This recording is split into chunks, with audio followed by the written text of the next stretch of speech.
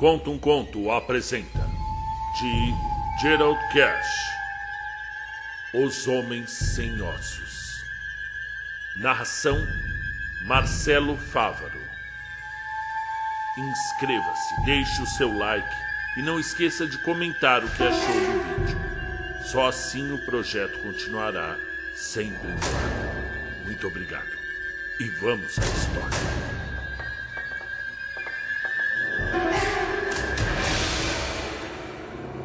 Estávamos carregando o Clary Dodge de bananas em Puerto Pobre, quando um homem pequeno e de aspecto febril subiu a bordo.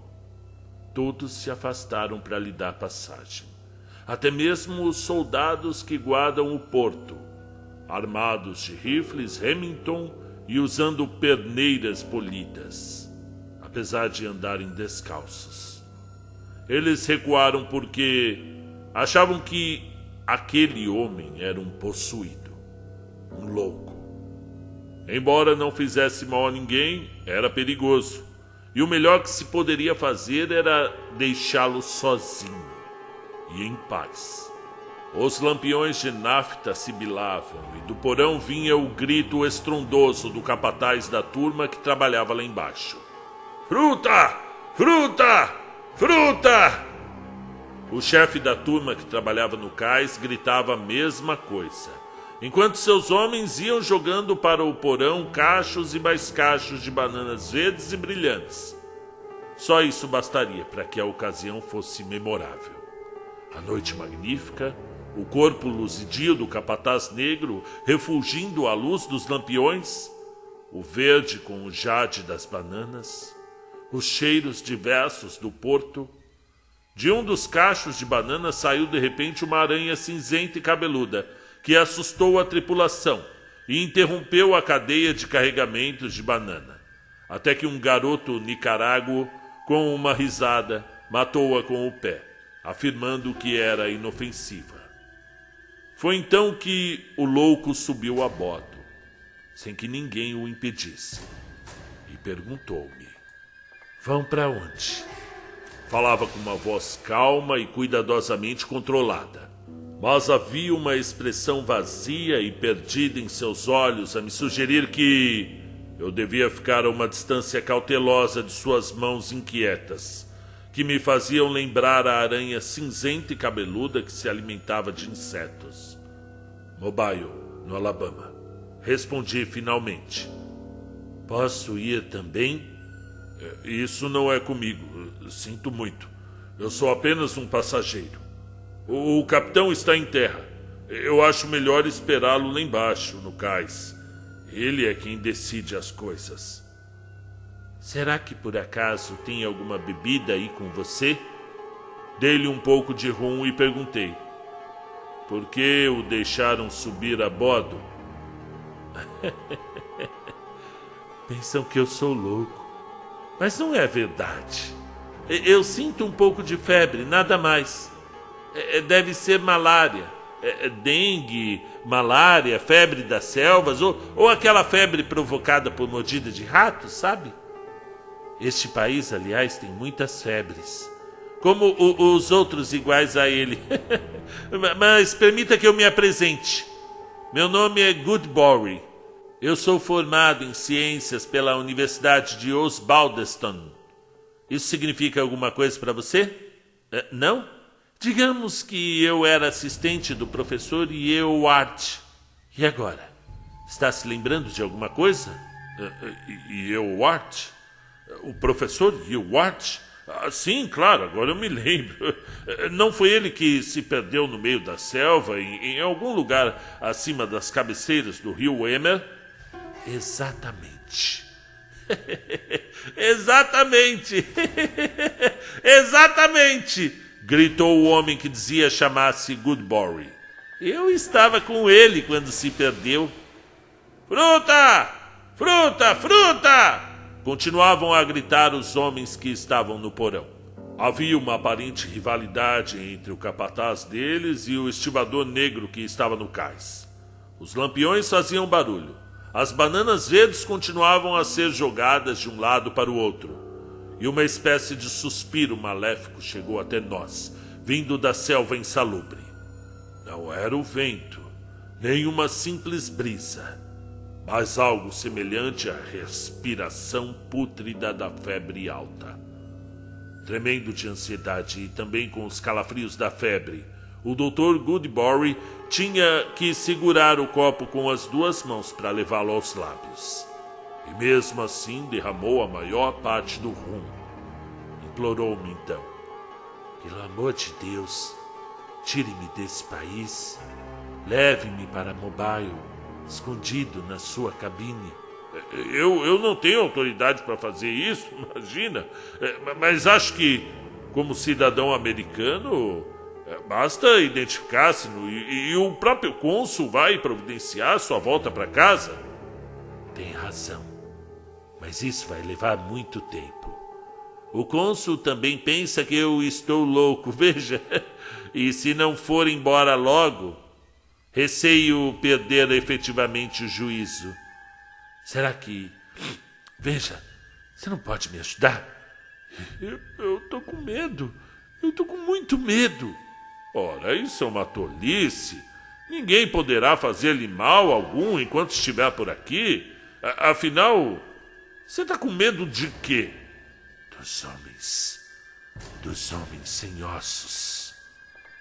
Havia algo em sua voz que me arrepiou os cabelos da nuca. Os homenzinhos pequenos, os homenzinhos gordos, que não têm ossos. Enrolei-o num cobertor, dei-lhe um pouco de quinino e deixei que ele suasse e tremesse durante algum tempo. Perguntei depois em tom de brincadeira: que homens sem ossos são esses? Ele respondeu aos arrancos, no delírio da febre, a razão vacilando entre a sanidade e a insanidade. Os homens sem ossos? Na verdade, não há razão para temê-los, não. Eles é que têm medo da gente. Podemos matá-los com um pontapé ou com uma paulada. Eles parecem feitos de gelatina. Não se trata... Não se trata de medo. Não realmente. É nojo. É repugnância. O que eles nos inspiram é repugnância. É algo que domina, deixa a gente paralisado. Acredite ou não, mas vi um jaguar imenso ficar totalmente paralisado, enquanto eles se atiravam às centenas em cima dele e o devoraram vivo. Eu vi mesmo, eu não estou mentindo. Talvez seja algum suco que, sei lá, que segregam, algum odor que desprendem. Eu não sei ao certo. O Dr. Goodbury começou a chorar e acrescentou: terríveis pesadelos. É terrível. É horrível pensar na degradação que uma criatura nobre pode cair por causa da fome. É horrível. Não se trata de alguma forma degenerada de vida que encontrou na região além das cabeceiras do Hummer? Alguma espécie de antropóide? Não, eles são homens mesmo. Eu acho que agora se está lembrando da expedição etnológica do professor Yerard. Ela se perdeu. Todo mundo da expedição se perdeu, menos eu. E tivemos muito azar. Perdemos 2 canoas nas cachoeiras Anana, metade dos nossos suprimentos e a maior parte dos instrumentos que levávamos. Perdemos também o Dr. Terry, Jack Lambert e 8 dos nossos carregadores nativos. E logo depois chegamos ao território Aru, onde os índios usam dados venenosos. Mas acabamos bem. Fizemos amizades com eles e os convencemos a carregar os nossos equipamentos para o oeste, através da selva. Todas as descobertas científicas começam com uma suposição. Você sabe disso. Rumores, histórias contadas por comadres. O objetivo da expedição do professor Ewart era investigar uma série de histórias. contadas por diversas tribos de índios que se ajustavam umas às outras. Eram lendas sobre uma raça de deuses que descera do céu numa grande chama quando o mundo ainda era bastante jovem. E pouco a pouco, analisando todas as lendas, o professor Ward foi fazendo descobertas e acabou localizando a região de onde se originavam. Um lugar inexplorado, que nem nome tem. Aquilo era... Bom, pois todos os indígenas se recusaram a dar um nome, considerando que aquele lugar era ruim. Os calafrios haviam diminuído e a febre baixara. O Dr. Goodbury passou então a falar calmamente, de forma ordenada e racional. Deu uma risada e continuou. Eu não sei porquê, mas sempre que eu tenho febre, lembro-me daqueles homens sem ossos, como se estivesse vivendo um pesadelo, que volta sempre para me encher de terror. Bem, fomos procurar o lugar onde os deuses haviam descido numa chama em plena noite. Os pequenos indígenas tatuados levaram-nos até a fronteira do território Arru. Puseram então os fardos no chão e pediram seu pagamento. Ou não houve argumento que os convencesse a continuar a viagem. Disseram que estávamos indo para um lugar muito ruim. O chefe, que em sua juventude fora um grande homem, disse-nos que já estivera lá e desenhou no chão, com um pequeno galho, um corpo oval com 4 pernas, no qual cuspiu antes de apagá-lo com o pé. Aranhas? Perguntamos. Caranguejos? O que então? Fomos forçados a deixar com o chefe o que não podíamos carregar, para apanharmos na volta, e prosseguimos sozinhos. E o Ward e eu, atravessando os 50 quilômetros da selva mais insalubre do mundo. Andávamos menos de 1 quilômetro por dia. É um lugar realmente pestilento. Quando esse sopro fétido vem da selva, eu sinto o cheiro da morte e do pânico. Mas finalmente conseguimos chegar a uma colina e escalamos-la lentamente. Lá no alto vimos uma coisa maravilhosa. Devia ter sido uma máquina gigantesca. Originalmente devia ter o formato de uma pera, tendo pelo menos 300 metros de comprimento. Na parte mais larga, o diâmetro devia ser de 200 metros. Eu não sei de que metal fora feita, porque restavam apenas o arcabouço da fuselagem coberto de terra e os destroços de alguns mecanismos incrivelmente complicados a demonstrar a sua existência real. Não podíamos imaginar de onde viera, mas o impacto de sua aterrissagem abrira um grande vale no meio do platô. Era a descoberta do século. É isso que pensamos na ocasião. Era a prova irrefutável de que há muito tempo o nosso planeta fora visitado por gente vinda das estrelas. Num excitamento febril, Ward e eu fomos examinar aquela fabulosa ruína. Mas tudo o que tocávamos se desfazia, como se fosse apenas pó. Finalmente, no terceiro dia, Ward encontrou uma placa semicircular de um metal extraordinariamente duro, coberta com diagramas que nos eram familiares. Limpamo-la e durante 24 horas, quase sem parar para comer ou beber, Ward estudou-a. E então, na madrugada do 5º dia, ele acordou-me com um grito e disse que aquela placa era um mapa do céu, indicando a rota de Marte à Terra. Bem, ele me mostrou como aqueles antigos exploradores do espaço haviam vindo de Marte à Terra, com escala na Lua, e terminaram arrebentando-se nesse platô inóspito, no meio da selva. Mas será que, naquela ocasião, isso aqui era mesmo uma selva? Disse Ward. Isso pode ter acontecido há 5 milhões de anos. E então observei que, para enterrar Roma, foram necessárias apenas algumas centenas de anos. Como esta máquina tinha conseguido ficar exposta à superfície por 5.000 anos ou 5 milhões, conforme ele estava dizendo? E o Ad disse-me que provavelmente não foi assim que aconteceu, explicando que a Terra engole as coisas, mas que depois as vomita.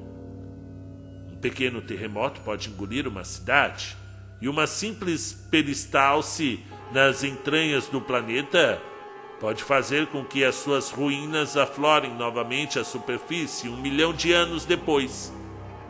Isso é que deve ter acontecido com essa máquina de Marte. Bem, eu falei que estava pensando em quem ia lá dentro, e o Ad disse que provavelmente eram criaturas alienígenas que não podiam suportar a vida na Terra e haviam morrido, se é que haviam conseguido escapar do impacto.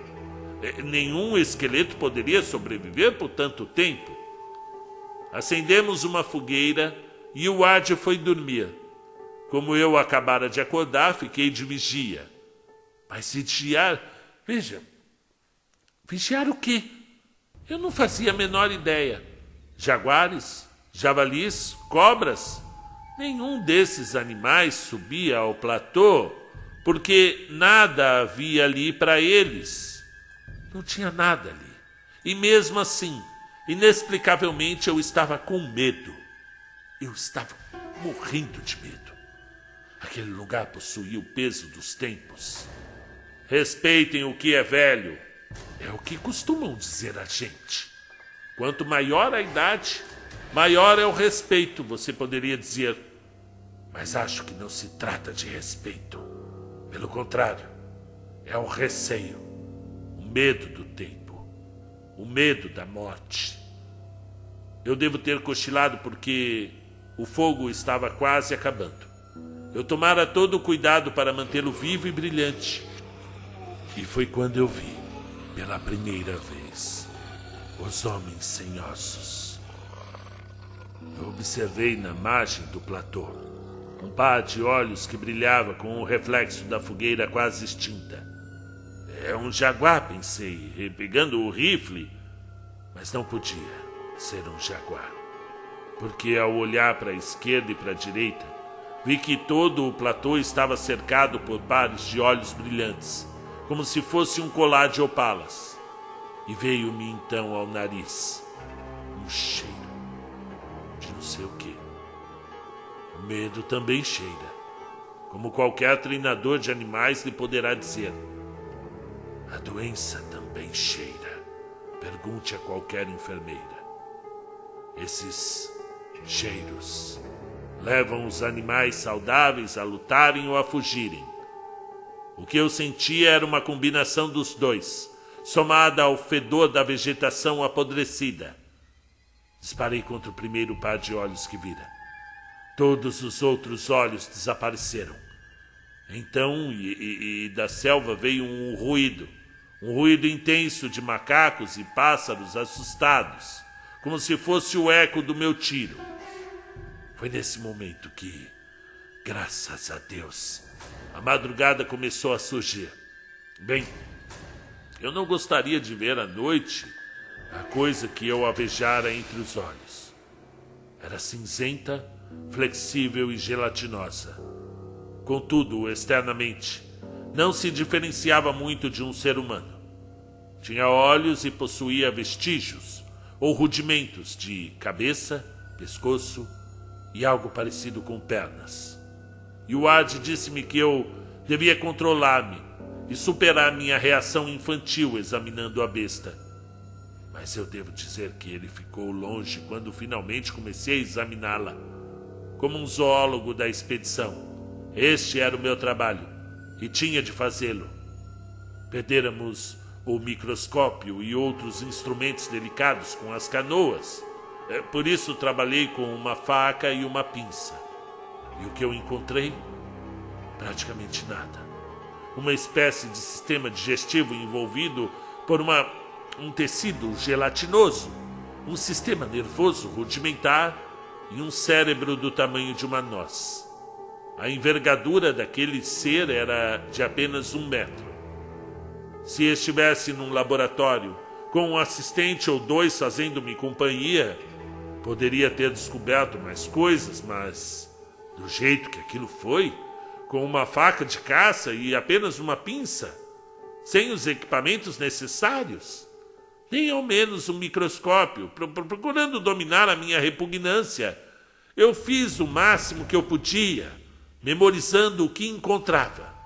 Mas quando o sol esquentou, a coisa se liquefez. Ele derreteu. Até que por volta de 9 da manhã, só restava uma poça gelatinosa, com 2 olhos verdes boiando nela. E esses olhos, posso vê-los agora, explodiram com um som seco, fazendo ondular aquela massa putrefata. Puff, puff. É claro que eu me afastei dali por bastante tempo, e quando voltei o sol já queimara quase tudo, restando apenas aquela substância viscosa que a gente vê quando uma água viva morta se evapora numa praia quente. E o Ad estava pálido quando me perguntou o que era aquilo. Disse-lhe que não sabia, que era algo inteiramente novo em minha experiência de vida até aquele momento. Declarei também que, apesar de ser um cientista, com uma mente analítica e obrigatoriamente indiferente, nada no mundo poderia fazer com que eu tocasse novamente numa coisa daquelas. E foi o Yoad que disse: "Você está ficando histérico, Goodberry. Assuma a atitude correta. Sabe muito bem que não estamos aqui numa viagem de recreio. A ciência, meu caro, a ciência. Não se passará um dia em que um médico não ponha os dedos em coisas mais asquerosas do que essa." E eu disse: "Não pense que é assim tão fácil, professor Yoad. Eu já peguei, já dissequei animais bem estranhos, mas o que encontramos aqui é por demais repugnante. E devo admitir que estou bastante nervoso com isso. Talvez a gente devesse ter trazido um psiquiatra. E por falar nisso, notei que o senhor se mostra muito preocupado em ficar longe de mim depois que eu toquei nessa estranha criatura. Atirarei em outra, com muito prazer. Mas se quiser saber mais alguma coisa, vá examiná-la pessoalmente. E vai compreender então o que eu estou sentindo." Yoad disse que não poderia fazê-lo, porque estava muito ocupado com a placa de metal. Não havia a menor dúvida, disse-me, de que a máquina que encontráramos viera realmente de Marte. Mas era evidente que ele preferia manter a fogueira entre nós, com medo de contaminar-se, depois que eu tocara naquela coisa repugnante, aquela massa gelatinosa. E o Ad ficou cada vez mais ensimesmado, investigando as ruínas. Fui tratar de minha parte, que era investigar as diversas formas de vida animal que por ali existiam. Eu não sei o que poderia ter encontrado se tivesse... Eu não falo em coragem, pois era coisa que não me faltava. Se eu tivesse, eu repito, alguém para me fazer companhia. Sozinho meus nervos não aguentavam. E aconteceu de manhã. Eu entrara na selva que nos cercava, procurando dominar o medo que sentia e afastar a sensação de repugnância que me dava vontade de fugir correndo dali. E ao mesmo tempo me fazia recear. Talvez você não saiba, mas todos os animais da selva, o mais difícil de se vencer é a preguiça. Ela encontra uma árvore, sobe nela e fica pendurada num galho ao qual se agarra tão firmemente com suas 12 garras fortíssimas. Ela come folhas e é tão resistente que, mesmo a morte, atingida com um tiro no coração, continua pendurada no seu galho. Sua pele é imensamente dura, coberta por cabelos grossos e emaranhados, formando uma crosta impenetrável.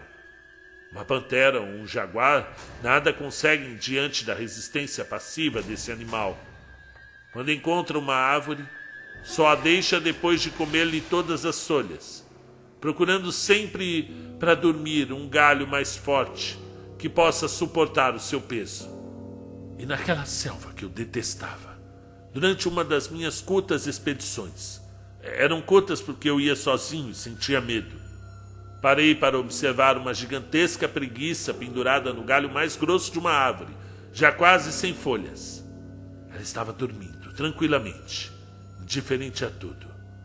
E então surgiu uma horda daquelas criaturas gelatinosas. Elas subiram na árvore e foram até o galho onde estava a preguiça.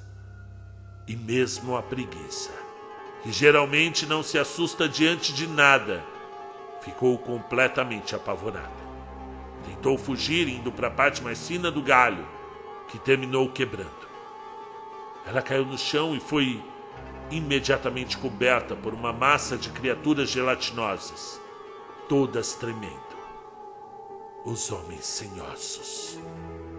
Como sei agora que são, eles não mordem, eles sugam. E ao fazê-lo, mudam de cor, passando do cinza para o rosa e depois para o marrom. Mas eles têm medo de nós. Deve ser algum problema de memória racial. Sentimos aversão por eles e eles por nós. Quando notaram a minha presença, trataram de se afastar, dissolvendo-se nas sombras da densa floresta. Eu fui dominado pelo horror e voltei correndo para o acampamento, com o rosto sangrando por ter esbarrado em espinhos e extremamente cansado com tudo aquilo. E o Ward estava lancetando o tornozelo. Embaixo do joelho amarraram um torniquete. Ali perto havia uma cobra morta. Ele a matara com a placa de metal, mas só depois que fora mordido. E foi aí que ele me disse: "Que espécie de cobra é essa? Eu receio que seja venenosa. Eu estou sentindo uma dormência no rosto e em torno do coração. E veja, eu não consigo mais sentir as mãos." Informei-o então de que acabara de ser mordido por uma jararaca. "E o pior é que perdemos todos os suprimentos médicos. E ainda há tanto trabalho por fazer. Olha, meu caro colega, o que quer que me aconteça, peço-lhe encarecidamente que pegue esta placa e volte, já, imediatamente." Entregou-me a placa semicircular, feita de um metal desconhecido, como se fosse um legado sagrado. Ele morreu 2 horas depois. Naquela noite, o cerco de olhos luminosos apertou-se. Esvaziei meu rifle várias vezes de madrugada. Os homens sem ossos desapareceram. Cobri o corpo de Ward com pedras para que os homens sem ossos não pudessem pegá-lo. E depois, sentindo-me terrivelmente sozinho e assustado, empacotei minhas coisas, peguei o rifle e tentei seguir a mesma trilha pela qual viéramos. Mas acabei me perdendo. Uma a uma, as latas de comida foram acabando, e o fardo que eu levava foi ficando mais leve. Depois larguei o rifle e a munição. Larguei até o meu facão de mato. E muito tempo depois, até a placa semicircular ficou muito pesada para mim. Amarrei-a com um cipó numa árvore e continuei em frente. Finalmente alcancei o território, a rua, onde os nativos tatuados me abrigaram e me trataram muito bem. As mulheres chegavam a mastigar a comida para mim antes de me alimentar, até que eu recuperei as forças. Dos fardos que deixáramos ali, tirei apenas aquilo de que eu precisava, deixando o resto como pagamento pelos guias e pelos homens que iam me levar a canoa rio abaixo. E foi assim que eu saí da selva. Por favor, me dá um pouquinho mais de rum. Sua mão agora estava firme e ele bebeu de um trago, os olhos com uma expressão mais tranquila. Eu então lhe disse, aceitando a sua história como verdadeira: Devo presumir que aqueles homens sem ossos eram, na verdade, marcianos. No entanto, não acho um pouco improvável? Será que os invertebrados podem fundir metais duros e... Mas quem falou que eles eram marcianos? Quem falou? Gritou o Dr. Goodbury. Não é nada disso. Os marcianos chegaram aqui e logo se adaptaram às novas condições de vida.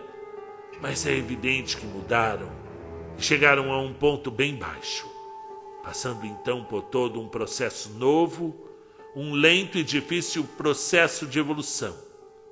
O que eu estou tentando dizer-lhe, seu tolo, é que Yuad e eu não descobrimos marcianos. Será que não entende, seu idiota? Aquelas criaturas sem ossos eram homens. Nós aqui somos os marcianos. Fim do conto. Uau, que final incrível, gente do céu.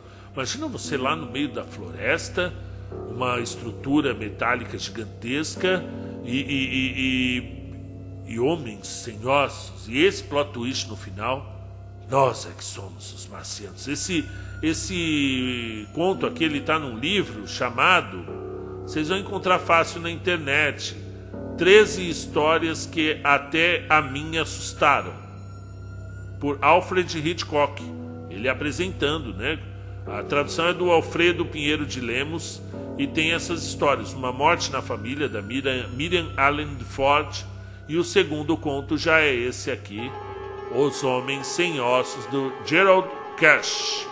Gostei. E vocês gostaram? Eu, sinceramente, fazia tempo que eu não lia um conto bonzinho desse aqui sobre horror cósmico. Comente o que você achou e vamos para a próxima. Até mais. Tchau.